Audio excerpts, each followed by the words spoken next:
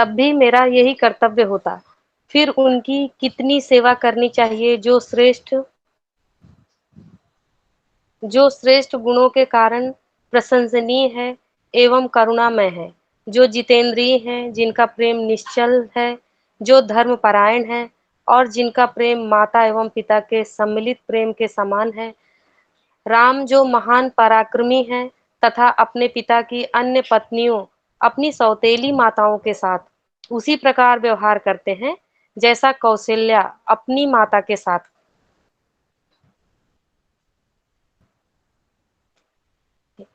इस एकांत वन में आते समय मेरी सास ने मुझे जो कुछ भी सिखाया था वह मेरे हृदय में अंकित है। यही नहीं अपितु मुझे वह भी याद है जो मेरी माता ने विवाह के समय वह वर को मेरा हाथ सौंपते हुए कहा था। हे धर्म के प्रति समर्पित माता, आपके शिक्षा देने के पश्चात मुझे उसका पुनः स्मरण हो गया है। पत्नी के लिए पति सेवा से श्रेष्ठ कोई अन्य तप नहीं है।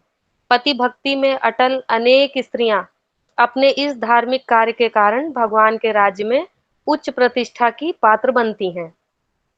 तब अनसुईया ने सीता से प्रसन्न होकर कहा, मेरी पुत्री, मैं अपने संचित योग शक्ति का उपयोग करके तुम्हें वरदान देना चाहती हूँ। कृपया मुझे बताओ कि तुम क्या चाहती हो। सीता ने उत्तर दिया, हे महान तपस्विनी, आपकी उपस्थिति ही समुचित वरदान है।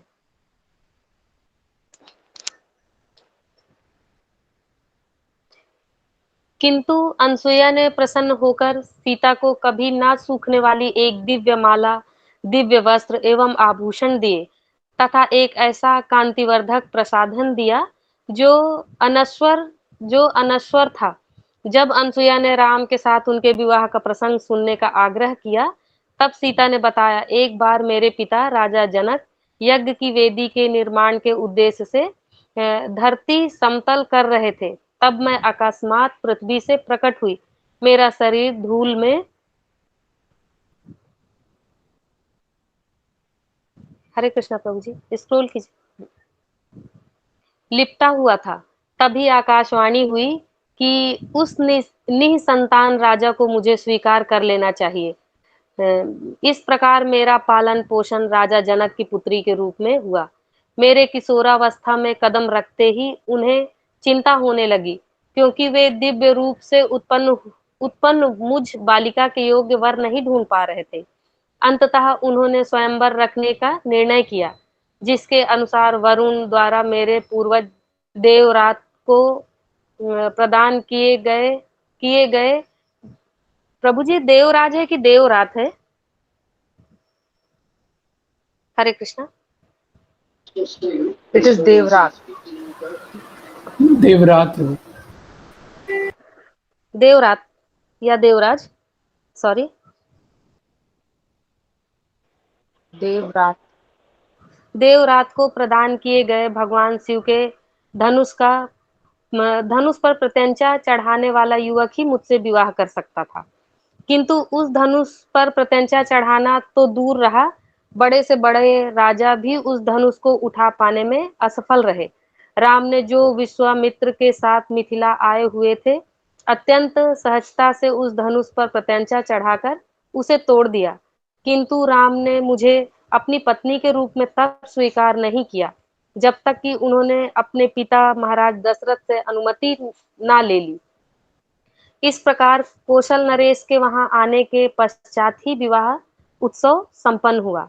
विवाह प्रसंग सुनाने के पश्चात संध्या होने पर अनसुईया ने सीता से आग्रह किया, वह अपने नए आभूषण पहनकर राम के पास जाएं। सुंदरता से अलंकृत सीता को देखकर राम प्रसन्न हुए और उन्होंने रात्रि विश्राम अत्रि ऋषि के आश्रम में किया।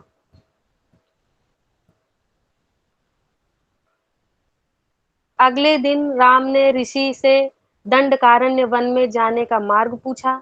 तब मुनि ने राम को मार्ग बताकर उन्हें सावधान किया। इस वन में कष्ट देने वाले भयंकर राक्षस हैं। वहां रहने वाले ऐसे किसी भी व्यक्ति का भक्षण करने में उन्हें आनंद आता है जो खान पान के पश्चात मुंह नहीं धोते अथवा जो धार्मिक निर्देशों का पालन नहीं करते। तब राम ने ऋषि से विदा लेकर सीता एवं लक्ष्मण के साथ उस घने वन में प्रवेश किया, मानो घने काले बादलों के भीतर चंद्रमा प्रवेश कर रहा हो।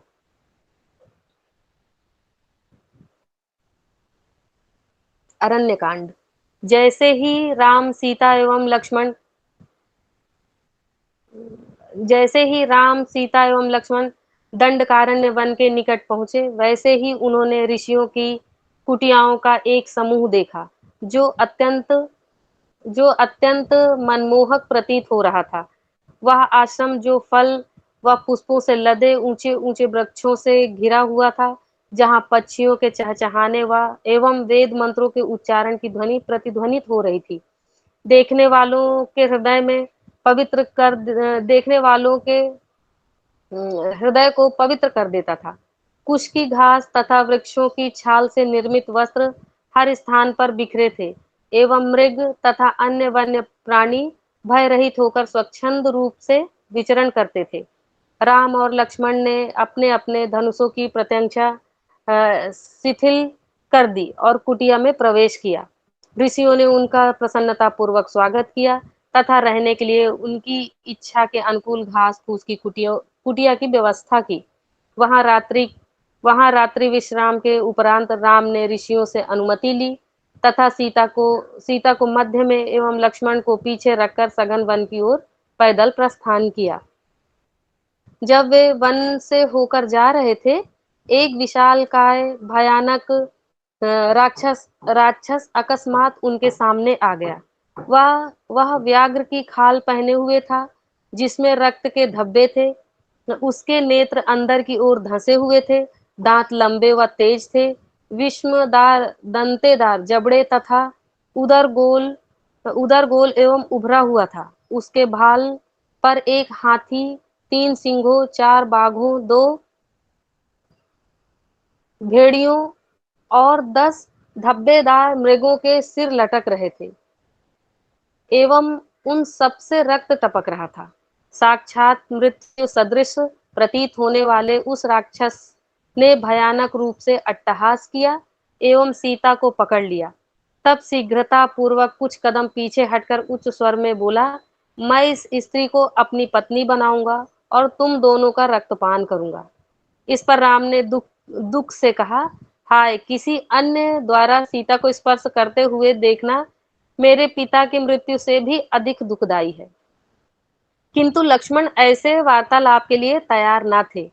उन्होंने राम को धिक्कारते हुए कहा, आप यहाँ खड़े हुए केवल विलाप कर रहे हैं।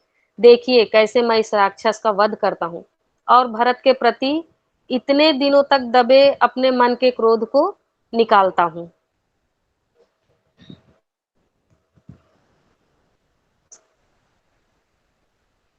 राक्षस ने प्रश्न किया, मेरे वन में आने वाले तुम कौन हो?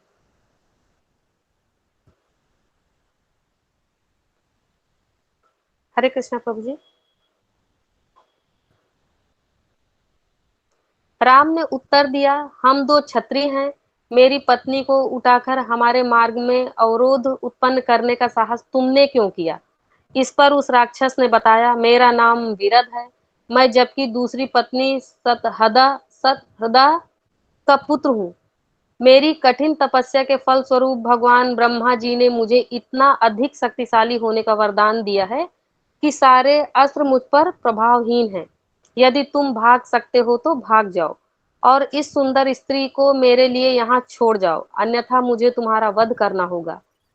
इस पर राम एवं लक्ष्मण अपनी तलवार लेकर राक्षस के ऊपर वार करने के लिए शीघ्रता पूर्वक आगे बढ़े। यद्यपि उन्होंने राक्षस के शरीर को घातक रूप से घायल कर दिया था, तथापि वह घायल राक्षस राम एवं लक्ष्मण को अपनी भुजाओं पर उठाकर वन में दूर ले जाने लगा। यह देखकर सीता आर्त स्वर में चिल्लाई, हे राक्षस, कृपया इन्हें छोड़ दो, इनके बदले मेरा वध कर दो। यह सुनते ही राम एवं लक्ष्मण ने तुरंत ही राक्षस का वध करने का निश्चय किया। दिव्य पराक्रम का प्रदर्शन करते हुए राम ने उसकी दाईं भुजा काट दी, जबकि लक्ष्मण ने उसकी बाईं भुजा खींचकर धड़ से अलग कर दी। जब विरथ अचेत होकर गिर गया, तब राम एवं लक्ष्मण मुष्टिकाओं से उस पर प्रहार करने लगे, किंतु इस प्रकार से आहत और प्रहार किए जाने पर भी वह राक्षस जीवित था। यह देखकर राम ने लक्ष्मण से कहा, चूंकि इस दुष्ट का वध युद्ध में नहीं किया जा सकता, अतः इसे जीवित गाड़ दिया जाए। मैं इसे नियंत्रण में रखता हूं, तब तक शीघ्र एक गड्ढा खोद दो। जब लक्ष्मण गड्ढा खोद रहे थे, तब विरथ को चेतना आई और वह राम से बोला, अब मैंने आपको जान लिया। वास्तव में मैं तुम्बुक गंधर्व हूँ तुम्बुक गंधर्व हूँ। रंभा नामक अप्सरा के पीछे आसक्त होने के कारण कुबेर ने मुझे तब तक राक्षस बने रहने का श्राप दिया, जब तक कि आप आकर मुझे मुक्त ना कर दें। अब कृपया इस गड्ढे में मुझे गाड़कर शाप मुक्त करें। इसके पश्चात आप ऋषि सरभंग से मिलें, जो यहाँ से 12 मील दूर निवास करते हैं। जब आप उनसे मिलेंगे, तब वे आपको एक अत्यंत लाभदायक सुझाव देंगे। लक्ष्मण गड्ढा खोद रहे थे और राम अपना पैर राक्षस राक्षस की गर्दन पर रखे हुए थे। तब लक्ष्मण द्वारा गड्ढा खोद लिए जाने पर राम ने उस दुष्ट को गहरे गड्ढे में डालकर शीघ्र ही उसे विशाल शिलाओं से ढक दिया। इस प्रकार तुमरु तुम तुम्बुरु ने अपना राक्षस शरीर त्याग दिया और साप से मुक्त होकर वह स्वर्गलोक पहुंच गया।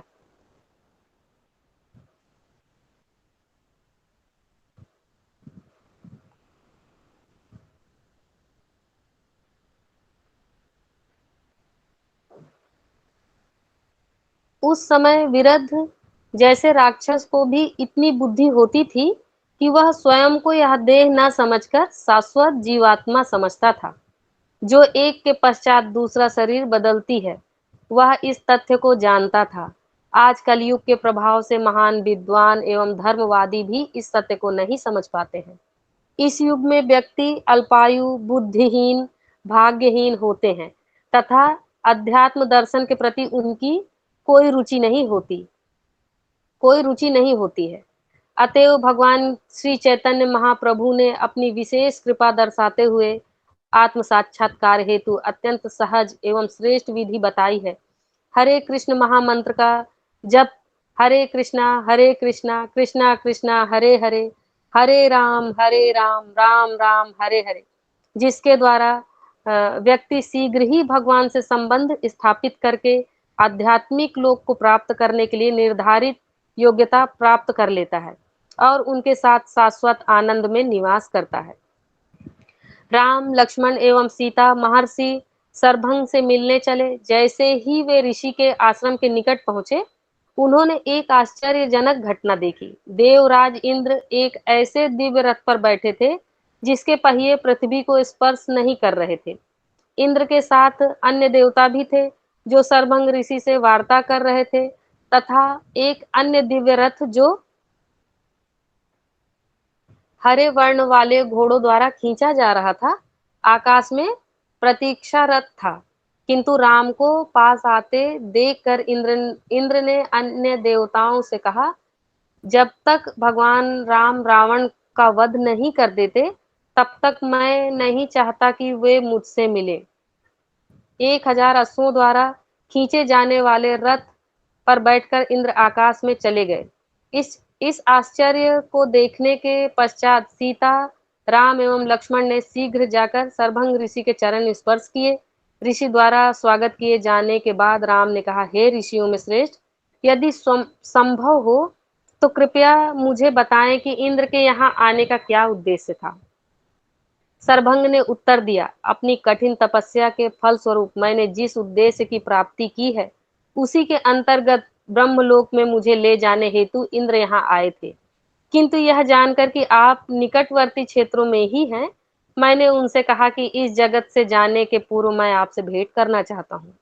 राम ने ऋषि से आग्रह किया कि वे उन्हें वनवास काल में निवास करने हेतु कोई स्थान सुझाएं। ऋषि ने बताया, हे प्रभु, आप सुतीक्ष्ण नामक महान ऋषि के पास जाइए। वे आपको इस वन के सर्वाधिक सुंदर स्थल पर समुचित निवास उपलब्ध करवाएंगे। हे राम, मेरी आपसे एक विनती है जिसकी पूर्ति के लिए आपसे प्रार्थना करता हूँ। मेरा देह मेरा देह त्याग करने का समय आ गया है, अतः मैं विनती करता हूँ कि यह कार्य मैं आपकी उपस्थिति में करूँ। ऐसा कहकर सर्वंग ऋषि ने अग्नि प्रज्वलित की और जब उन्होंने उसमें घी अर्पण किया, अग्नि प्रचंड हो उठी। तब मंत्रोच्चारण करते हुए ऋषि ने अग्नि में प्रविष्ट होकर अपनी देह को भस्म कर दिया। तुरंत ही सर्वभंग ऋषि अग्नि में से एक युवा तेजस्वी तेजस्वी शरीर धारण किए हुए उठे। तब उन्होंने ब्रह्मलोक को प्राप्त किया और वहां के निवासियों ने उनका स्वागत किया। तत्पश्चात वहां आए हुए ऋषिगण राम के निकट जाकर बोले, इस वन में रहने वाले हम जैसों का राक्षस निर्दयता पूर्वक वध कर देते हैं। आप भी इधर उधर पड़े उनके मृत शरीरों को देख सकते हैं। हे राम, हम सभी आपसे विनती करते हैं कि आप हमारी रक्षा करें। राम ने ऋषियों को आश्वासन दिया, एक क्षत्रिय होने के कारण मैं आपका सेवक हूं, अतः मैं आपकी सुरक्षा के लिए राक्षसों का वध करूंगा। मुनियों सहित राम सुतीक्ष्ण ऋषि के आश्रम पहुंचे। राम ने ऋषि को प्रणाम किया और तब ऋषि ने कहा, मैं आपके आगमन की प्रतीक्षा में था। हे रघुवंशी, ब्रह्मलोक जाने से पूर्व इंद्रराज यहाँ आकर आपके संभावित आगमन की सूचना मुझे दे गए थे। जब राम ने ऋषि से निवास करने योग्य स्थान का पता पूछा, तब ऋषि ने उन्हें स्वयं अपनी कुटिया में रहने के लिए कहा। राम ने मना किया और कहा, यदि हम यहाँ रहे तो मृगों का वध करके हम आपके दुख का कारण बनेंगे। राम, सीता एवं लक्ष्मण ने उस रात्रि को ऋषि सुतीक्ष्ण के आश्रम में विश्राम किया। अगले दिन ऋषि को प्रणाम करने के पश्चात राम ने उनसे विदा ली। सुतीक्ष्ण ऋषि ने राम का आलिंगन किया एवं दंडकारण्य वन में स्थित विभिन्न कुटियाओं में विचरण करने के पश्चात पुनः पधारने का निमंत्रण दिया। तत्पश्चात सीता ने राम को चतुराई से परामर्श देने के विचार से कहा, मेरे प्रिय पतिदेव, भौतिक प्रकृति के शक्तिशाली प्रभाव के कारण महान एवं भद्र मनुष्य के भी क्रमशः पतन होने की संभावना रहती है। अतः भौतिक इच्छाओं के फलस्वरूप उत्पन्न दुराचार से बचने के लिए सदैव सतर्क होकर अपने मन तथा इंद्रियों को नियंत्रण में रखना चाहिए। 3 प्रकार के पापों का सदैव त्याग करना चाहिए: मिथ्या वचन, पर स्त्री से अवैध संबंध एवं किसी क्षति न पहुंचाने वाले के प्रति कठोर व्यवहार। आपके चरित्र में प्रथम 2 दोषों का तो कोई भी लक्षण नहीं है, क्योंकि आपने कभी ना तो असत्य वचन कहे हैं और ना ही आपने कभी किसी पर स्त्री पर कुदृष्टि डाली है। किंतु मुझे ऐसा लगता है कि आप अनेक निर्दोष प्राणियों के प्राण ले लेते हैं। इससे मैं समझ सकती हूँ कि आप में शत्रुता की अपवित्रता विद्यमान है। जब मैं इन दुर्बल प्राणियों का अनावश्यक रूप से वध होते हुए देखती हूँ, तब मुझे अत्यधिक कष्ट होता है। हाथों में धनुष रखना हिंसक प्रवृत्ति में वृद्धि कर देता है, जैसे कि अग्नि के अत्यंत निकट ईंधन रखने से वह अधिक प्रचंड हो उठती है। कृपया इससे संबंधित एक प्रसंग सुने। एक समय एक महान ऋषि थे जो इतनी कठिन तपस्या करते थे कि इंद्र को भी अपना सिंहासन छीन जाने का भय हो गया।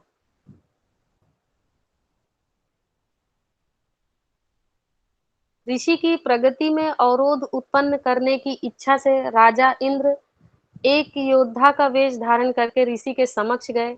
उस ऋषि के हाथ में एक तलवार सौंपते हुए राजा इंद्र ने कहा, कृपया मेरे लौट कर आने तक इस तलवार को सावधानी पूर्वक रखें।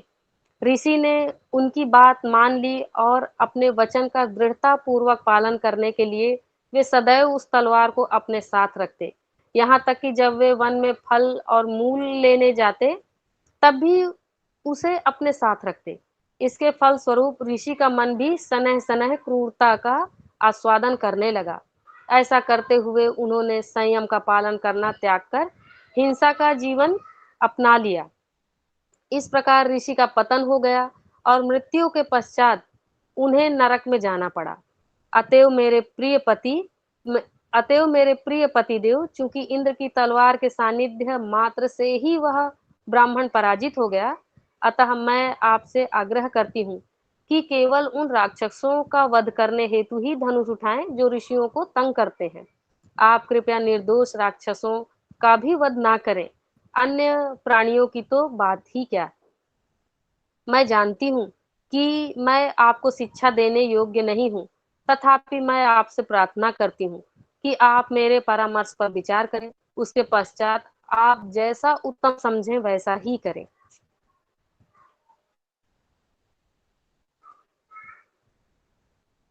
हरे कृष्णा प्रभु जी। यस माता जी।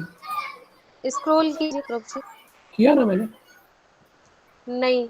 राम ने उत्तर दिया, ये पढ़, ये कहाँ पढ़ा आपने? किधर?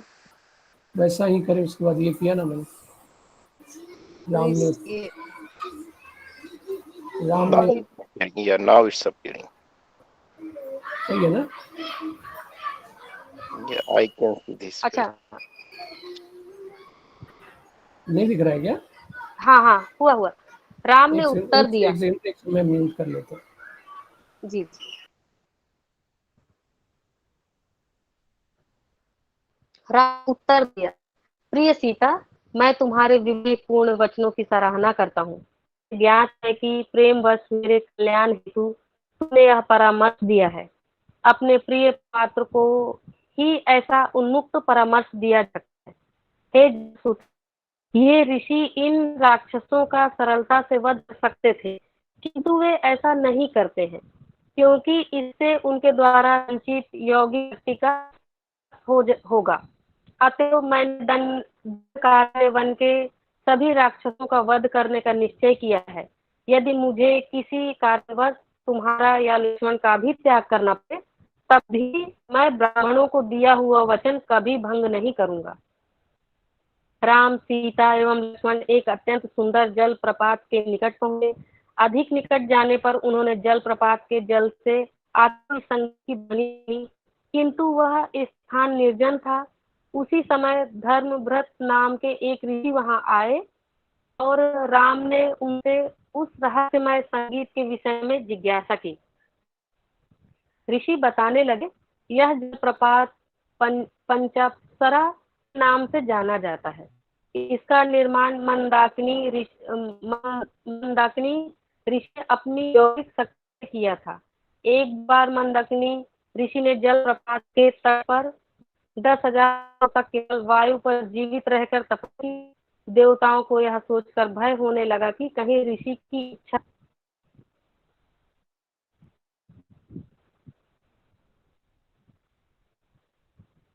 देवताओं के पद में ही तो नहीं है। अतः अग्नि ऋषि को तपस्या से विमुख करने के लिए देवताओं ने 5 अप्सराओं को नियुक्त किया। ऋषि उन स्त्रियों के वशीभूत हो गए और उन्होंने सभी विवाह किया। तत्पश्चात ऋषि ने जल के अंदर एक गुप्त भवन निर्मित किया और वे अपने पत्नियों सहित वहां रहने के लिए चले गए। जो ध्वनि आप सुन रहे हैं वह अप्सराओं के संगीत की ध्वनि है। आज भी वे निरंतर उस ऋषि की सेवा में लगी हुई हैं, जिन्होंने अपने यौगिक पराक्रम के उपयोग से पुनः युवावस्था प्राप्त कर ली है। राम, सीता एवं लक्ष्मण दंडकारण्य वन में एक आश्रम से दूसरे आश्रम तक भ्रमण करने लगे।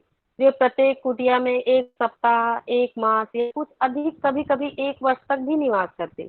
इस प्रकार राम के वनवास के 10 वर्ष सुख व संतोष से व्यतीत हुए। इसके पश्चात वे तीनों सुतीक्ष्ण मुनि की कुटिया पर निवास करने के लिए लौट आए। एक दिन सुतीक्ष्ण मुनि के संग वार्तालाप करते हुए राम ने कहा, मैंने सुना है कि महान मुनि अगस्त दंडकारण्य वन में ही कहीं निवास करते हैं, किंतु इस विशाल वन में मैं उन्हें ढूंढ नहीं पाया। मैं ऋषि को प्रणाम करके उनसे आशीर्वाद लेना चाहता हूँ। कृपया मुझे उनके आश्रम की दिशा बताएं।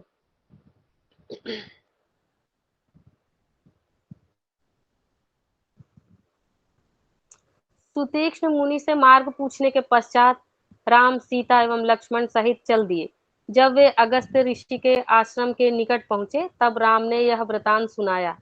एक समय वातापी एवं इलवल नामक 2 राक्षस भाई यहाँ रहा करते थे। इलवल ब्राह्मण का वेश धारण करके तथा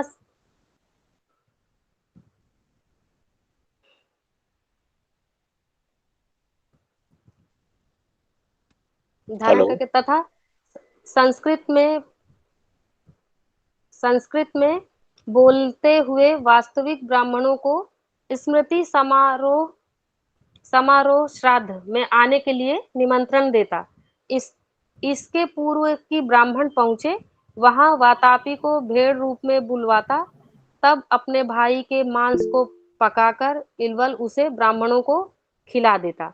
इस प्रकार जब वातापी ब्राह्मणों के पेट में जाता, तब इलवल उच्च स्वर से पुकारता, हे मेरे भाई, बाहर आ जाओ। यह सुनकर वातापी ब्राह्मणों के पेट चीरकर भेड़ की तरह मिमियाते हुए बाहर आ जाता। इस प्रकार इन दो राक्षसों ने सहस्रों ब्राह्मणों का वध किया।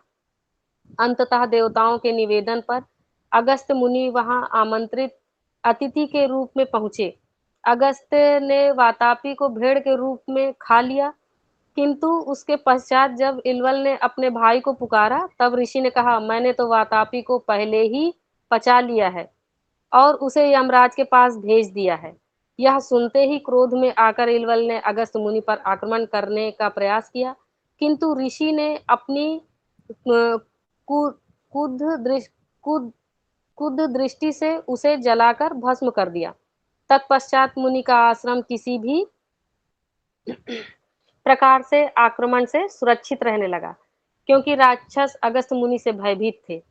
जब राम अगस्त्य मुनि के आश्रम पहुंचे, तब उनके बैठने के लिए आसन का प्रबंध किया गया और उनका यथोचित स्वागत किया गया। भोजन कर लेने के पश्चात अगस्त्य मुनि ने राम को उपहार स्वरूप विष्णु का धनुष दिया। साथ में भगवान इंद्र के 2 अक्षय तरकस, एक ऐसा बाण जिसका निशाना अचूक हो, तथा ब्रह्मा जी की स्वर्ण जड़ित तलवार भी प्रदान की। तब सीता की ओर मुड़कर मुनि अगस्त्य ने उनकी प्रशंसा करते हुए कहा, अपने पति के लिए स्वेच्छा से यह कष्ट स्वीकार करके आपने अनंत गौरव प्राप्त किया है।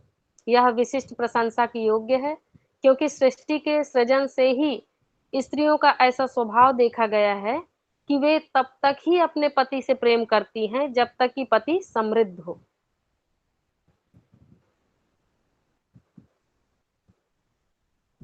तब राम ने अगस्त्य ऋषि से उनके निवास करने योग्य स्थान के विषय में जिज्ञासा की। कुछ समय तक विचार करने के उपरांत ऋषि ने उन्हें पंचवटी जाने का परामर्श दिया, जो वहां से 16 मील दूर गोदावरी नदी के तट पर थी। इससे पूर्व कि राम वहां से प्रस्थान करें, अगस्त्य ने उन्हें रहस्य की बात बताई। यौगिक ज्ञान के बल से मुझे पहले से ही आपके संपूर्ण जीवन के संबंध में सब कुछ ज्ञात है, जिसने आपके लिए मेरे प्रेम में वृद्धि की है। ऋषि के आश्रम से प्रस्थान के पश्चात पंचवटी जाते हुए मार्ग में राम, सीता एवं लक्ष्मण गिद्धों के विशालकाय राजा जटायु से मिले। उसे राक्षस समझकर राम ने पहले उसके विषय में जानना चाहा। नम्र शब्दों से जटायु ने उत्तर दिया, मेरे पुत्र, मैं आपके पिता का घनिष्ठ मित्र था। बहुत समय पूर्व कश्यप ने दक्ष की 8 पुत्रियों से विवाह किया था। विंता से अरुण तथा तमसा से सेनी उत्पन्न हुए। मैं अरुण एवं उनकी पुत्री सेनी का पुत्र हूँ, तथा मेरा नाम जटायु है। मेरे प्रिय राम, कृपया आप मुझे अपने सच्चे सेवक के रूप में स्वीकार करें। चूंकि इस वन में अनेक भयंकर राक्षस रहते हैं, अतः आप एवं लक्ष्मण जब कुटिया छोड़कर जाएंगे, तब मैं सीता की रक्षा करूंगा। अपने पिता के साथ जटायु का पूर्व संबंध होने के कारण राम ने उन्हें सादर प्रणाम किया। निरंतर सतर्क रहते हुए गिद्धराज जटायु उनके संग पंचवटी तक गए। पंचवटी पहुंचकर राम ने एक उचित स्थान पर कुटिया के निर्माण का निर्णय किया और कहा, जलाशय अथवा नदी के निकट निवास निर्माण उचित होगा, क्योंकि हरियाली एवं जल मिलकर एक आदर्श सुंदर सदृश्य प्रस्तुत करते हैं। राम ने गोदावरी के तट के निकट निवास करने का निर्णय किया, जिसके निकट गुलाबी एवं नील कमलों से अलंकृत एक सुंदर सरोवर था। वहां की भूमि समतल थी, जो संपूर्ण क्षेत्र का एक मनोहर दृश्य उत्पन्न करती थी। निकट ही पर्वतों की गुफा में गूंजने वाली मयूर की ध्वनि सहित जल पक्षी एवं हंस को भी सुना जा सकता था। एक सुंदर कुटिया का निर्माण कर लेने के पश्चात उन्होंने पुष्पादि अर्पित कर उसका शुद्धिकरण किया और तब राम ने उसमें प्रवेश किया। शरद ऋतु के आगमन पर प्रातः कालीन धूप का स्पर्श आनंददायक प्रतीत होता था। एक दिन सुबह जब राम एवं लक्ष्मण नदी में स्नान करके लौटने के पश्चात आपस में अपने धार्मिक कर्तव्यों के विषय में चर्चा कर रहे थे, उसी समय एक राक्षसनी दिखाई दी। राम को देखते ही वह काम वासना से ओतप्रोत हो उठी। अपने आभायुक्त गहन हरित नील वर्ण तथा कमल दल से सदृश नयन वाले राम मानव रूप में साक्षात प्रेम के देवता ही प्रतीत हो रहे थे। दूसरी ओर वह राक्षसनी अति कुरूप थी। उसका पेट उभरा हुआ था, स्तन मुरझाए हुए, आंखें विकृत तथा केस ताम्रवर्णी थे, जबकि राम का शरीर युवा, सुगठित, सुडौल तथा रजोचित चिन्हों से युक्त था। राक्षसनी अधेड़ अवस्था की तथा पूर्णतः कुरूप थी। यद्यपि वह अपना स्वरूप इच्छानुसार परिवर्तित कर सकती थी, किंतु वह राम को देखकर इतनी कामुक हो गई कि वह अपने भद्दे स्वरूप को परिवर्तित करना भूल गई। वह राम के पास जाकर बोली, हे सुंदर पुरुष, तनिक मुझे बताएं कि आप कौन हैं और एक सन्यासी की भांति वस्त्र पहने हुए वन में क्या करने आए हैं। वस्तुतः आप सन्यासी की पोशाक धारण किए हुए हैं और जटाधारी हैं, किंतु आप धनुष लिए हुए एक स्त्री के साथ हैं। राक्षसों के इस क्षेत्र में आप किस प्रयोजन से आए हैं? आप मुझे बताएं कि आप कौन हैं और मैं आपकी सभी इच्छाएं पूर्ण करूंगी। उत्तर में राम ने अपने वन में आने की घटनाओं का संक्षिप्त विवरण दिया। तब उन्होंने राक्षसनी से उसके विषय में पूछा। उस कामातुर राक्षसनी ने उत्तर दिया, हे कमल के समान नयनों वाले, आप वास्तविक सत्य सुने। मेरा नाम शूर्पणखा है। रावण तथा मैं रावण, कुंभकर्ण, विभीषण, खर एवं दूषण की बहन हूँ। मैं इसी वन में रहती हूँ तथा सभी प्राणियों के हृदय में भय उत्पन्न करती हूँ। यद्यपि मेरे सभी भाई अत्यंत शक्तिशाली हैं, किंतु मैं उन सबसे बढ़कर हूँ। मुझे अपने मन की बात बता देनी चाहिए। आपके प्रति उमड़े प्रेम के कारण मेरा मन व्याकुल है। मेरी इच्छा है कि आप मेरे पति बन जाएं। आप अपनी इस कुरूप तथा विकृत स्वरूप वाली पत्नी का परित्याग कर दें, क्योंकि वह आपके समान महान वीर के योग्य नहीं है। मैं शक्तिशाली हूँ और इच्छानुरूप कहीं भी भ्रमण कर सकती हूँ, अतः मैं ही आपकी जीवन संगिनी बनने के योग्य हूँ। सर्वप्रथम मैं इस समतल उदर वाली सीता, हरे कृष्णा प्रभु जी, एवं लक्ष्मण का वध कर दूंगी। तदुपरांत हम दोनों सुंदर दंडकारण्य वन के पर्वतों एवं घाटियों में विहार करते हुए मुक्त रूप से आनंद ले सकेंगे।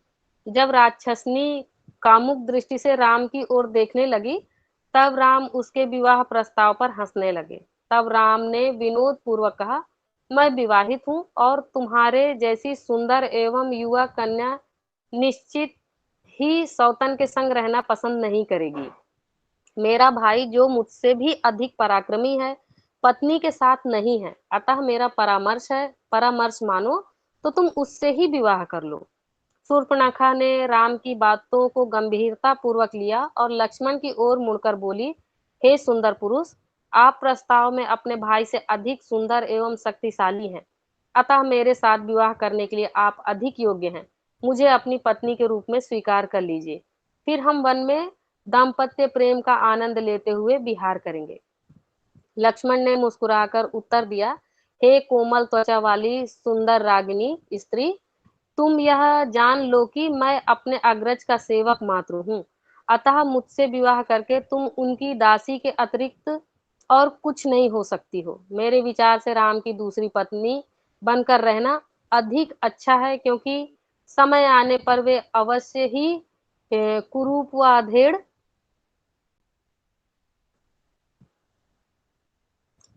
सीता को त्याग कर केवल तुम्हारा वरण कर लेंगे।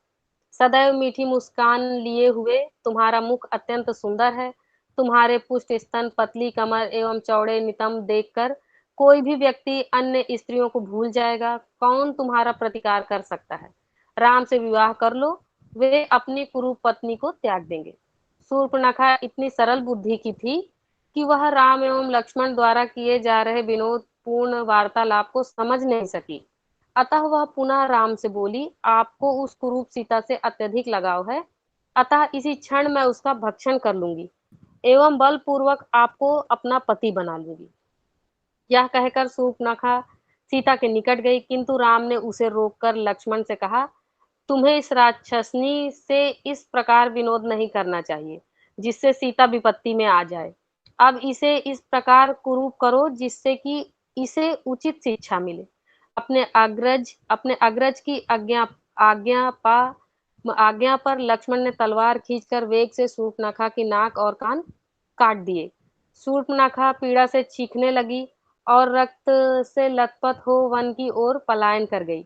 वह शीघ्र ही जन स्थान गई जहां उसका भाई खर अन्य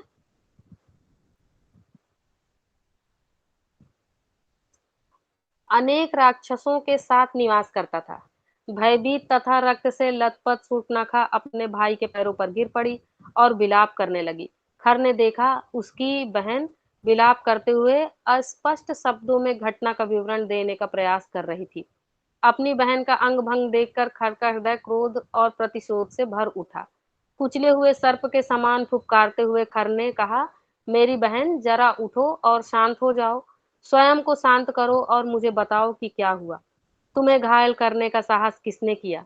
क्या उसे ज्ञात नहीं है कि ऐसा करके उसने विष पान किया है? ऐसा कोई देवता, दैत्य, गंधर्व या ऋषि नहीं है जो तुम्हें चोट पहुंचाकर अपने जीवन की रक्षा कर सके।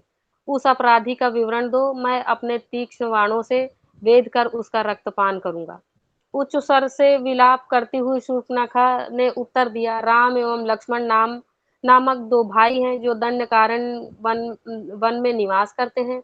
मुझे ज्ञात नहीं कि वे देवता हैं या दैत्य हैं, किंतु मैं उनका रक्तपान करके ही संतुष्टि का अनुभव करूंगी, क्योंकि उन्होंने मेरा अंग भंग किया है। तब खर ने 14 शक्तिशाली राक्षसों को बुलवाया और उन्हें शूर्पणखा के साथ राम, लक्ष्मण एवं सीता का वध करने के लिए भेजा।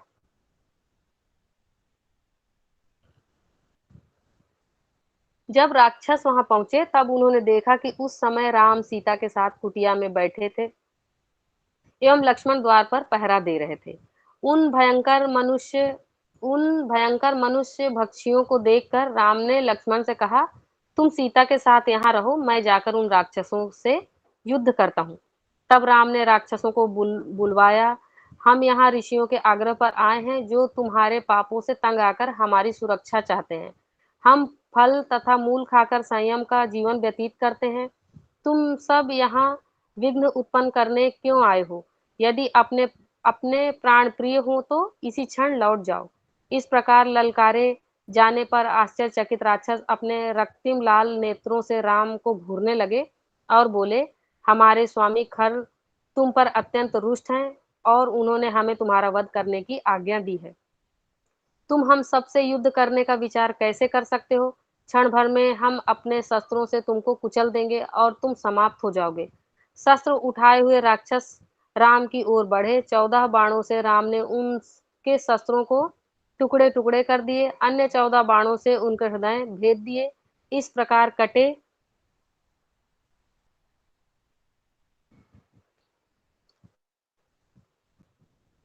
धड़ वाले वृक्षों की भांति राक्षस भूमि पर गिर पड़े और अपने ही रक्त से लथपथ हो गए। भय के मारे कांपती हुई शूर्पणखा इस हत्या की सूचना देने अपने भाई के पास गई और बोली, तुमने उन राक्षसों को राम एवं लक्ष्मण का वध करने के लिए भेजकर मुझे शांत करने का प्रयास किया, किंतु उन्होंने अत्यंत सहजता से सभी राक्षसों का वध कर दिया। अब तुम्हें स्वयं ही उन राम एवं लक्ष्मण का वध करने जाना चाहिए। यदि तुम मेरे साथ हुए दुर्व्यवहार का प्रतिकार नहीं करोगे तो मैं लज्जा के कारण अपने प्राण त्याग दूंगी। यह कहकर शूर्पणखा व्याकुल होकर भूमि पर गिर पड़ी और उधर पीट पीट कर विलाप करने लगी। अपनी बहन के कटु वचन सुनकर खर ने क्रोध में आकर वचन दिया, दुखी मत हो मेरी बहन, मैं वचन देता हूँ कि राम एवं लक्ष्मण का आज ही वध कर दूंगा। ताकि तुम उनका रक्तपान कर सको। यह सुनकर शूर्पणखा थोड़ी शांत हुई। खर ने अपने भाई दूषण को रथ, हथियार एवं 14,000 राक्षसों की सेना को बुलवा लाने की आज्ञा दी। तब अपने रथ पर चढ़कर राक्षसों की सेना सहित खर दंडकारण्य वन के लिए चल पड़ा। जैसे ही राक्षस चले, काले काले बादलों से रक्त मिश्रित वर्षा होने लगी, जिससे खर के घोड़े मार्ग में गिरने लगे। एक गिद्ध आकर खर के रथ की पताका के ऊपर बैठ गया। एक लाल गहन प्रकाश पुंज ने सूर्य के प्रकाश को धूमिल कर दिया। सियार भयंकर रूप से करुण क्रंदन करने लगे। ग्रहण न होने पर भी राहु ने सूर्य को ढक लिया। अंधेरा छाने लगा। खर की बाई भुजा वेग से फड़क रही थी तथा उसका स्वर रुक्ष और निस्तेज हो गया था। आसन्न आपत्ति के अग्रिम लक्षणों को देखने पर भी खर हंसता हुआ बोला, राक्षसों, मैं महान पराक्रमी होने के कारण तथाकथित अपशकुनों की लेस मात्र भी चिंता नहीं करता हूँ। इधर सभी देवता एवं ऋषि उस आसन्न युद्ध को देखने के लिए आकाश में एकत्रित हो गए। राक्षस आगे बढ़ते जा रहे थे एवं राम वन में आने वाले मंगल शकुन की बात लक्ष्मण को बताने लगे। मेरे बाण आनंद का अनुभव कर रहे हैं, मेरा धनुष हर्ष से फड़क रहा है, मेरी दाईं भुजा में स्पंदन हो रहा है। मेरे भाई, सीता को लेकर तुरंत पर्वत की गुफा में चले जाओ और उनका ध्यान रखना। इधर मैं राक्षसों का संहार करूंगा। लक्ष्मण एवं सीता के चले जाने के पश्चात राम ने अपना देदीप्यमान स्वर्णिम कवच धारण किया। जब राक्षस भयंकर रूप से गर्जना करते हुए उनकी ओर बढ़े, तब राम ने सर्वनाश करने वाले अपने क्रोध को उदीप्त कर अति भयंकर रूप धारण कर लिया। राक्षसों की सेना ने राम को घेर लिया। खर ने 1000 बाण छोड़े। अन्य राक्षसों ने गदा, वर्ची, तलवार तथा कुठार सहित असंख्य अस्त्र छोड़े, किंतु राम ने उनके अस्त्रों को अपने बाणों से नष्ट कर दिया। घायल होने एवं रक्त निकलने पर भी ऐसा लग रहा था मानो उन्हें किसी भी प्रकार की पीड़ा न हुई हो। तब राम ने सहस्त्रों बाण छोड़े, जिससे राक्षसों के धनुष, पताकाएं, ढालें, कवच और शरीर के अंग नष्ट हो गए। वस्तुतः अनेक राक्षस अपने नष्ट हो चुके रथों, हाथियों तथा घोड़ों सहित मरकर गिरने लगे। इस पर राक्षस अधिक क्रुद्ध हो उठे एवं राम पर और भी अधिक अस्त्रों से प्रहार करने लगे, किंतु राम ने अपने बाणों से उनके अस्त्रों के टुकड़े टुकड़े कर दिए एवं अनेक राक्षसों के हृदयों को बेध कर उनका वध कर दिया। उनमें से अनेक राक्षसों के विचित्र सिरों को उनके विशालकाय धड़ से काटकर पृथक कर दिया। यह सब देखकर शेष राक्षस भय के मारे खर की शरण में भाग गए। क्रोध में दूषण अकस्मात राम पर हमला करने आगे बढ़ा। उसके पराक्रम से उत्साहित होकर अनेक राक्षसों ने उसका साथ देने हेतु उसका पीछा किया। इधर राम ने उत्तम गंधर्व अस्त्रों को धारण कर लिया। इस तरह उन्होंने अपने धनुष से सहस्त्रों बाण छोड़े, जिन्होंने कुछ समय के लिए सूर्य को ढक दिया, जिससे युद्ध का दृश्य विलुप्त हो गया तथा अंधकार छा गया। उन बाणों ने सहस्त्रों राक्षसों के अंग भंग कर दिए तथा उनके खंडित अंगों वाले शवों का अंबार लग गया। शेष 5000 राक्षसों को लेकर दूषण ने अपनी सेना को एकत्रित किया और वह राम के ऊपर आक्रमण करने चल पड़ा। उस युद्ध में दूषण ने वीरता पूर्वक संघर्ष किया और जब राम ने देखा कि खर का भाई उनके बाणों का सफलता पूर्वक सामना कर रहा था, तब वे अत्यंत उत्तेजित हो उठे। एक प्रज्वलित बाण छोड़कर राम ने दूषण के धनुष के 2 टुकड़े कर दिए। 4 अन्य बाणों से उन्होंने राक्षस के घोड़ों को समाप्त कर दिया। एक अन्य बाण से राम ने दूषण के सारथी का सिर काट दिया। 3 अन्य बाणों से राक्षस की छाती भेद दी। भयंकर पीड़ा से दूषण अपने विखंडित रथ से कूद पड़ा। एक नुकीली गदा उठाकर राम का वध करने के उद्देश्य से बिना विचार किए उनकी ओर दौड़ पड़ा, किंतु शीघ्र ही 2 बाणों का उपयोग कर राम ने दूषण की भुजाएं काट दी और तब एक अन्य बाण से उस भयंकर राक्षस का वध कर दिया। Can we stop here?